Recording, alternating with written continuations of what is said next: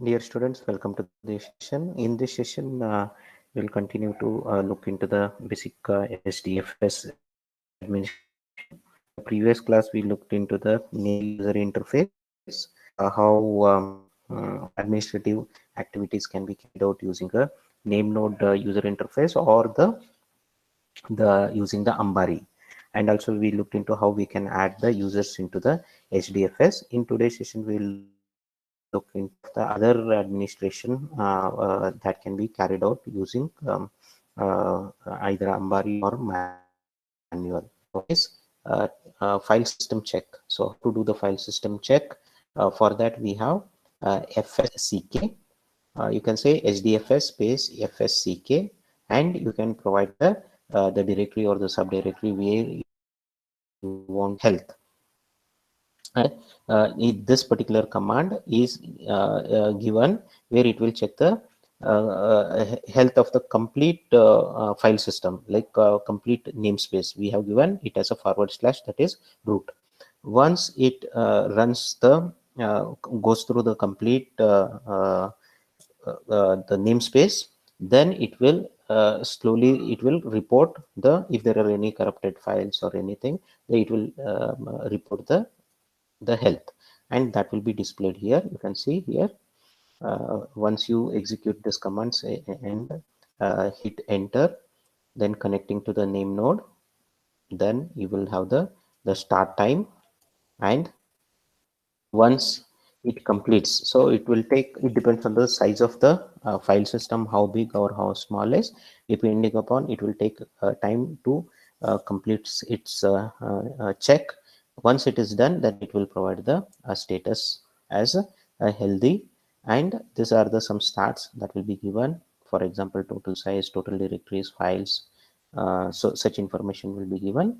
And then it will have the end time. So FSCK ended, then the end time. And as I told you, the total time taken for the FSCK, it will depend on how big is the file system that is being checked. And if there are any error, any corrupted files or any damaged files, those will be reported. So for that, we can have different kinds of options that we can provide. First one is like, suppose if I say hyphen move, then it will move all the corrupted files to this particular folder. And let us say you don't want corrupted files to be present, you want to delete all the corrupted files, then you can use the hyphen delete. And if you want the prints, if you want to print all the corrupted files onto the console, then you will say hyphen files, then hyphen open for write. This will print all the files which are currently in open for writes, means they are being edited or they are used by some processor for writing. Those files will be listed. Then hyphen include snapshots. If you include this option, it will also include the snapshot data. We will look into the what is how to create the snapshot, and what are snapshotable directories and how that data is created. If you include this, then it will also include the snapshot data while checking the health of the particular file system. Hyphen list hyphen corrupt file blocks. This will print all the missing blocks and files which to which missing blocks the files which they belong. It will give all the information. Then hyphen blocks prints out block report. Hyphen location prints out the location for every block. Hyphen racks, it prints out the network topology for the node locations. Balancing HDFS. Balancing is very important in HDFS. We know that this data is written into all the data nodes as a blocks. When the data is getting written to the these different data nodes that are present in the cluster, we don't want any data node to be overused or it is underused. So we want to have the data is stored in a uniform fashion. It is shared among all the data nodes so that the performance of the cluster would be better. For that we have a balancer. Using the balancer, we can make sure that all the nodes are loaded or utilized to the almost same extent.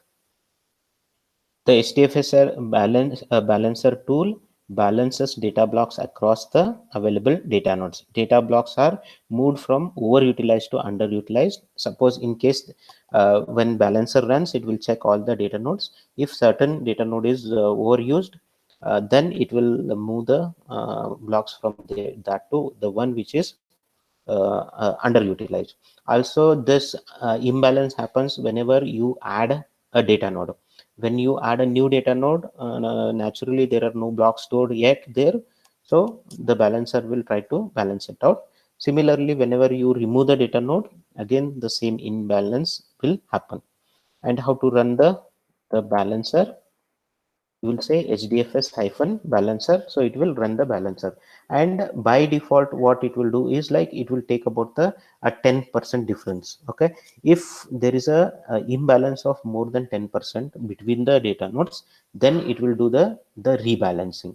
Otherwise it will not be it will be just checking, and it will not be moving around any of the files. Then by default it is 10%. If you want to change that threshold, you can change the threshold of that. Maybe you can set it as 5%, or maybe you can increase it to 15%.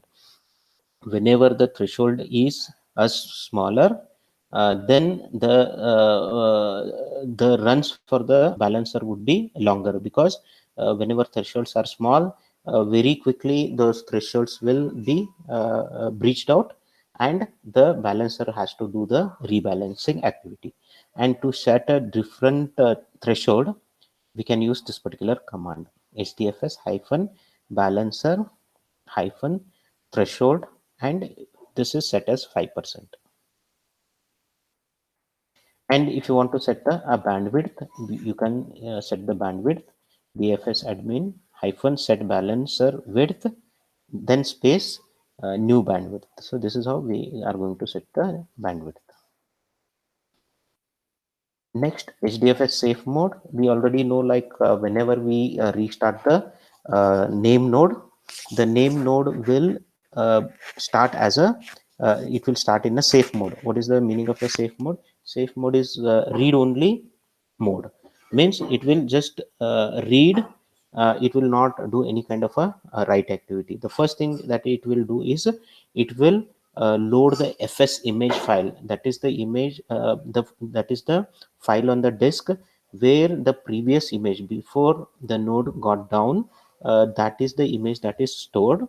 So it will load that fs image file, and also it will load the any edit log changes. So whatever the edit log file changes are there, it will load fs image, and it will load the edit log changes into the memory, so that it will have the system state of the cluster. And then it waits for all the data nodes to report their blocks, so that it can create the mapping between the data node and the blocks. Once it will be in the safe mode or the read only mode until it gets the report from the all the data, not all the data nodes, until it can clearly make at least one copy of the data. As you know, there are redundant copies of the data blocks. By default it is 3, so there will be 3 copies of any data. So it will make sure that it will wait until it gets one block of the data, and then it will come out of the safe mode, where the file system will be ready for any write operations. And if administrator requires for any maintenance purposes, they can move the name node into a safe node using this command, hdfs space dfs admin hyphen safe mode, enter. So it will make the name node enter the safe mode, where it is only read only. And once the operational work or the maintenance work is done, how to get it off from the safe mode? Using this command, hdfs dfs admin hyphen safe mode, then space leave. And sometimes what happens, due to various faults or errors, um, the name node will go into the safe mode. To know whether the name node is in safe mode or not, we can use this particular command, hdfs space dfs admin space hyphen safe mode hyphen get. So this will make sure that this will get the information whether the particular name node is in safe mode or not. Then decommissioning of HDFS nodes. So we can decommission HDFS nodes. Already we have seen it in the Ambari in our previous sessions. We can go to the host, and inside the host there will be all the hosts will be listed. We can select on the particular host. Then it will show all the components that are running on that particular system. Then we can go to the data node component. Okay, and on the right hand side we will have an option other than restart, start, and all those options, stop. We will have one more option, decommission. So we can click on that particular decommission, and we can decommission that particular uh, data node. And also there is a possibility that that particular host is also running the yarn node manager. Similarly, you can decommission that, and you can go to the yarn host and also make sure you decommission that particular host in a similar manner. Second one is a next is secondary name node. Secondary name node, as we know, whenever the primary name node goes down for some reason, this is a high availability environment. So we are using the secondary name node so that we can provide a high availability environment, that is HA environment, where users will not be impacted by the failure of the name node. If we have just only the name node, it's a single point failure. The minute the name node fails, the whole HDFS goes down.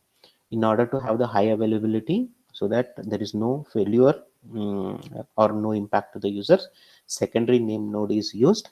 Whenever the primary name node goes down, the secondary name node will take place of the primary node name node, and it will transition itself as a primary name node, and it will not cause any disruption. Okay, so but we have to make sure that the secondary name node is working properly, because secondary name node will come into the picture only when primary name node goes down. So before that, we have to make sure that secondary name node is verified, okay, frequently. To do this verification, we can if we understand what the name a secondary name node does, then we will do the verification so that it creates the fs image file. As you know, whenever the secondary name node performs the checkpoints, it will create a new fs image. And if new fs images are getting created at a proper time, and there are no errors in the secondary name node log files, then we can be assured that the secondary name node is working properly. To avoid long name node restarts and other issues, the performance of the secondary node should be verified. And if you remember, the secondary node, what it does, it takes the previous file system file, that is fs image, and it adds the all the name node file system edits, and it will create a new file, that is the fs image file. Okay, and it will use that particular fs image file whenever it restarts. And we have to set this property called in hdfs hyphen site.xml, we have to set the checkpoints. Okay, fs dot checkpoint dot period, whatever the time period you set here, it would be in terms of the seconds. The secondary name node will be checking with this period. Okay, if you set it as like every 1 hour, it will check every 1 hour, and it will create the latest fs image of the hdfs. And it depends on the requirement. If your system much of the data doesn't change in let's say 1 hour, then 1 hour is a good time. Let us say the system is heavily used every second every second the data changes, then maybe you can have a very shorter duration where you will not lose too much of a information. When checkpoint occurs, new fs image file is created, and it is created in the these directories. One is dfs dot name node dot checkpoint dot dir.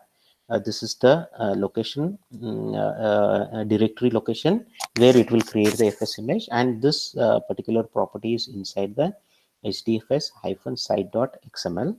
And also it is placed in the name node directory corresponding to this one, dfs dot name node dot name dot directory. So these are the two locations where fs image will be physical file image will be created after the secondary node checkpoint. What we can do is we can set this property. So fs dot checkpoint dot period, if you want to check whether the secondary node is working properly or not, we can set this to a smaller value. For example, we are going to set it for 300 seconds. 300 seconds is nothing but like 5 minutes. We will set it, and we will restart the hdfs. The minute we restart the hdfs, after 5 minutes, two identical files will be created in these two directories. The directory is given by this property and the directory given by this property. Fs image will be created in those two locations, and it will be exactly the same. Making sure that those files are created, and also checking the name node logs and making sure there are no errors, then we can confirm that the secondary name node is working as expected. And if it is working as expected, we can revert these values to you can change it from 300 seconds to whatever the value that was earlier, and again you restart the hdfs. hdfs snapshots. Snapshots are required for various purposes. Snapshots are it can be used as a data backup, protection against your user errors, and a disaster recovery. So what is a snapshot is it will make a copy of a particular directory or the subdirectory. You can take a snapshot of a directory or a subdirectory, and before uh, taking the snapshot of a directory or a subdirectory, we have to make that particular directory or subdirectory as snapshotable. And once you make that particular directory as a snapshotable, then we can take the snapshot, and that snapshot can be used as a backup. If in case we lose that directory or directory gets corrupted, we can retrieve the data using the a snapshot. And snapshot can be taken for the complete hdfs file system. So normally if they are doing the backup, then they will do the complete backup of the file system. In the event of any failure, we can retrieve the whole data from the snapshots. And first, as you told you, the first step is to make the particular directory snapshotable. Now, for example, I have this particular folder, user hdfs var and peace input. I want to make this particular directory snapshotable so that I can take a snapshot of this, and later I could be able to recover the data from this snapshot. For that, you have to say hdfs, excuse me, space dfs admin space hyphen allow snapshot, then provide the directory. Now you can see allowing snapshot on this directory succeeded. Once you have the snapshotable directory, then you can take the snapshot. How to do that? hdfs dfs create snapshot, specify the a folder. This is the folder, the original folder for which I want to take the snapshot, and the snapshot is created in this folder. After successful execution of this command, it will say created snapshot, the complete path, then original folder forward slash dot snapshot forward slash, then this directory. The if you want to see what is stored there, first we will check the original directory, hdfs dfs listing of that particular directory hyphen ls. And if you give the original directory here, will show one file, war and peace txt file is present. Now let us say when we can let us say this file gets corrupted for some reason, then we can retrieve. For now, just we will say we will delete it so that we lost the file due to some reason. How to delete? HDFS DFS remove. Don't put it in the recycle bin, that is hyphen skip trash. Then we are deleting this text file. Now you can see deleted this text file. If I do the ls of that directory now, hdfs df ls of the original directory, it will not show the file. Now we have to get the file from the snapshot. How to do that? How to retrieve the or restore the file from the snapshot? HDFS DFS copy.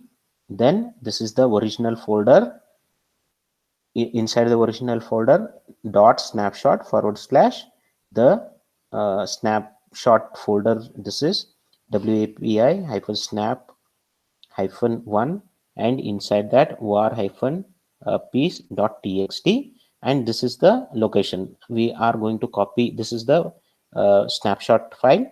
We are going to copy it into the original file. So once this command is successful, you can check the original directory again, hdfs dfs ls. You will find that particular file. And this is the UI, name node UI. It also provides all the snapshotable directories that are available.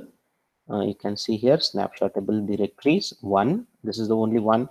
Just now we made one directory as snapshotable, and this is the directory. So user HDFS war and peace input, that is the directory we made it as a snapshotable. Snapshot number 1. Then modification time is there, permissions are there, owner and the group. So owner is HDFS and the group is also HDFS. Snapshotted directory. Then we have snapshot ID. This is the first one that is created. Snapshot directory. This is the original directory dot snapshot / then this is the folder. Then this is the time of the modification.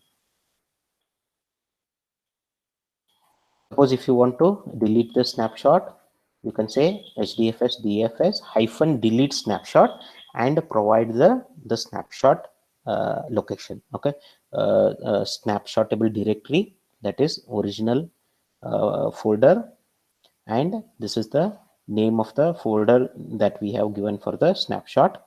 So this will remove it will make that particular directory, this original directory, as not snapshotable. Now we cannot take a snapshot of this directory. Okay, so this is the delete snapshot. Sorry, this is the delete snapshot. And if I want to make that directory as non snapshotable, means I don't want to make it as a snapshotable directory, then we have to use this command hdfs dfs admin hyphen disallow snapshot and provide the name of the original directory. Now after successful, it will say disallowing snapshot on this particular folder succeeded. So that means what? Now this folder is not snapshotable.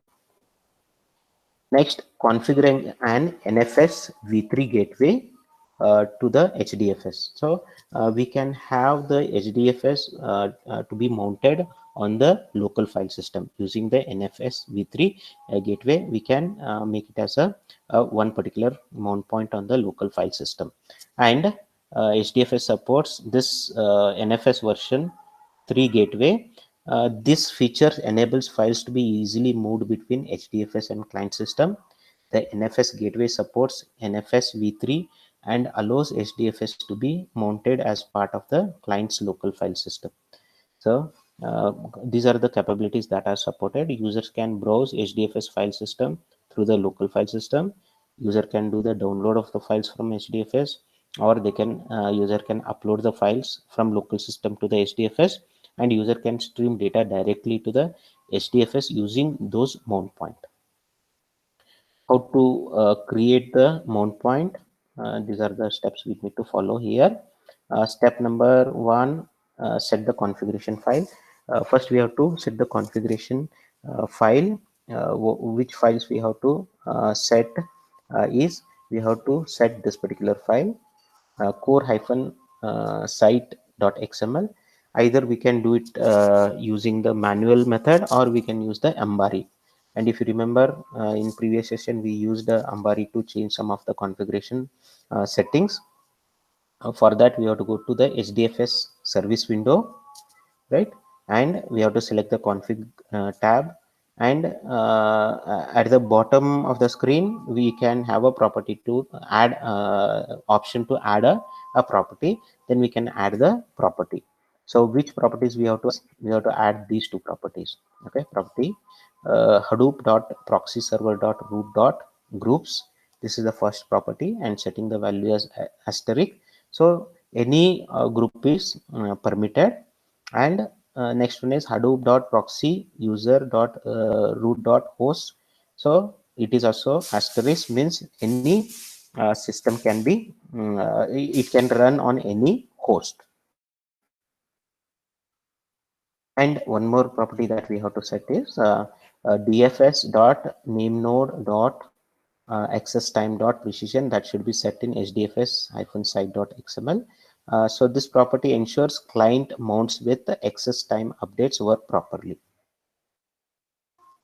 And finally, one more property we have to set in the same hdfs-site.xml, dfs.nfs3.dump.directory. And you can provide the directory name here. And how this is used is NFS v3 dump directory is needed because NFS client often reorders the writes. So the client will reorder the writes. Sequential writes can arrive in NFS gateway in a random order, and this directory is used temporarily save out of order writes before it is written into the HDFS. So whenever there is a the data written is out of order, this directory is temporarily used to store the data so that it can reorder before writing the into the HDFS. After doing that, we have to make sure that we start the gateway, log into the data node, and make sure all NFS services are stopped. In this example, we are going to use data node n naught. How to stop all the services, NFS services? Service space RPC bind space stop, then service space NFS service space stop. So it will stop all the NFS services. And next step is we have to start the HDFS gateway using Hadoop daemon script, and to start both the port map and NFS3. It is done as follows. This is the script. This is the location. Hadoop-daemon.sh is the script. Space start space port map, and this is Hadoop-daemon.sh space start space NFS3.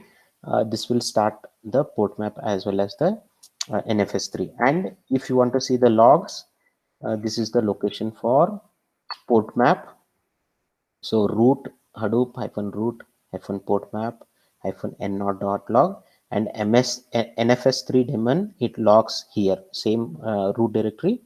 Then Hadoop root NFS3 n log. To make sure the command is the NFS gateway is working properly, we can give this command, and output should look like this: RPC info p n naught. So it will give the output that makes it is working properly. And the mount is available. Make sure the mount is available using this command: show mount -e space n naught. Then it will show this result. Next, we have to mount the HDFS. The third step is to mount the HDFS. For that, we will create the directory first into the local file system, make directory /mount/HDFS. Then once we have this directory, then we use the mount command and we will mount it. So mount space -t NFS -o version is equal to 3 protocol is equal to TCP, comma no lock, n naught is the host, colon, then this is the root directory of the HDFS, then this is the directory mount point on the local file system. Once the file system is mounted, the files will be visible to the client users. So using this mount point, I can access the HDFS. So if you see here, from the local file system, I am saying ls. Ls is the command to list the directories. Ls, and I'm giving this mount point. Now you can see it is displaying all the folders that are available in the HDFS root. Okay, you can see app logs, apps, benchmarks. These are the directories that are available on the HDFS that can be accessed using this particular mount point. And the same mount point can be used to upload the files into HDFS, download the files from the HDFS, or we can do the streaming. All those things can be done. Then capacity scheduler background. Capacity scheduler is the default scheduler for Yarn that enables multiple groups to securely share a large Hadoop cluster. So capacity scheduler will help in sharing the multiple groups to safely share the biggest or the larger Hadoop clusters. And it is developed by the original Hadoop team at Yahoo. The capacity scheduler has successfully run many of the largest Hadoop clusters. Okay, this is more information given about that. And this is the information we can see. Okay, Apache Yarn Resource Manager web interface showing capacity scheduler information. So capacity scheduler information can be seen here. Then Hadoop version 2 MapReduce compatibility. So one of the biggest advantage of the Hadoop version 2 is it is highly backward compatible. Means what? All the services, applications, APIs that are written on Hadoop version 1 are compatible on Hadoop version 2. And this is due to the lot of effort from the related community. It could be like a Pig scripts, or it could be Hive, or it could be Scoop. Those community has worked a lot. They contributed a lot, and they have made sure that the whatever the applications that are written on version 1, they will run on Hadoop version 2 without any much changes, or whether a lot of tweaking or rewriting those scripts are not required. Most of the cases, without any changes, even without compilation, it will work on the Hadoop version 2. And on case to case, this is like not a generic statement. Based on what kind of service to service it will change, but predominantly all the services can be run as is on the Hadoop version 2. And this is the biggest advantage for the organization which are migrating from Hadoop version 1 to Hadoop version 2. Whenever we are migrating from version 1 to version 2, first thing that has to be checked is the compatibility, because Hadoop is a huge cluster. There are a lot of tools that are running on top of it, and lot of applications developed using those tools are running. It's a huge effort to move from one version to the next version. And if the next version is more compatible for the previous version, then the migration efforts would be much smaller. Enabling application masters restarts. So if there are any error occurs in the MapReduce job, then application master can be automatically restarted by the Yarn. To do that, we have to set these two properties here inside this file, yarn-site.xml. We can tune this property, yarn.resource-manager.am dot max hyphen retries. By default it is 2. Okay, and means we can have maximum 2 attempts of restarting the application master. Similarly, in this mapred-site.xml, this is the property MapReduce.em max attempts. We can set this. By default it is 2. Calculating the capacity of the node in version 1, the mapper and the reducer were hard partitioned. With version 2, the amount of the capacity required is estimated, and according to that resources are provided. So for that it has to estimate the like number of mappers and the reducers and the required resources for that. For that we have to set some of the properties. There are 8 properties inside the map read -site.xml. We have to set this property mapreduce.map.memory.mb. So this is for the mapper and this is for the reducer. This will the hard limit enforced by the Hadoop on the mapper and the reducer. And mapreduce.map.java.ops, this is the heap size for the JVM for the mapper, and this is for the reducer.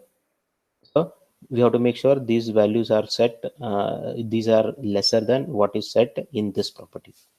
Then yarn-site.xml, we have yarn.scheduler.minimum-allocation-mb. This is the smallest container we have. Maximum allocation, this is the largest container we can have on the yarn. Then yarn.node-manager.resource.memory-mb. So the amount of physical memory on the compute node for containers, it is important to have this value not equal to the RAM size, okay, of the node. It should be lesser than that, because the RAM is also required for other Hadoop services. Then yarn.node-manager.virtual memory vm -p mem -ratio, and this amount of the amount of virtual memory each container is allowed, and it is calculated using this particular formula: container memory request multiplied by this value. And some of the typical values that are set are here, and you can observe here this 1024 MB is less than this, and 2048 MB is less than this value. Running Hadoop version 1 applications, as I told you, most of the things that are created on version 1 are compatible with version 2. And here is the some of the list we will see in a very brief. Binary compatibility of org.apache.hadoop.mapred APIs. So this is compatible. So with the Hadoop version 2. Then source compatibility of org.apache.hadoop.mapreduce APIs. So most of them are fully compatible. In very small instances, there might be little tweaks that are needed. Compatibility of the command line scripts. So all the command line scripts that are written in version 1 can be executed without any changes. Okay. Similarly, running Apache Pix scripts on Yarn, existing scripts that work on this will also work on top of the Yarn. Means whichever is created in Hadoop version 1 without any changes, it will be executed on version 2. Then Apache Hive queries on Yarn, those are compatible. Without any changes, we can directly run. Hive queries of existing users do not need any changes to work on top of the Yarn. So that is the advantages. Similarly, we have all the workflows. If the workflows are created in version 2, that is Apache Woozy workflows. If it is created on version 1, that will easily it can be made to run on the Hadoop version 2. So there is complete backward compatibility that is provided.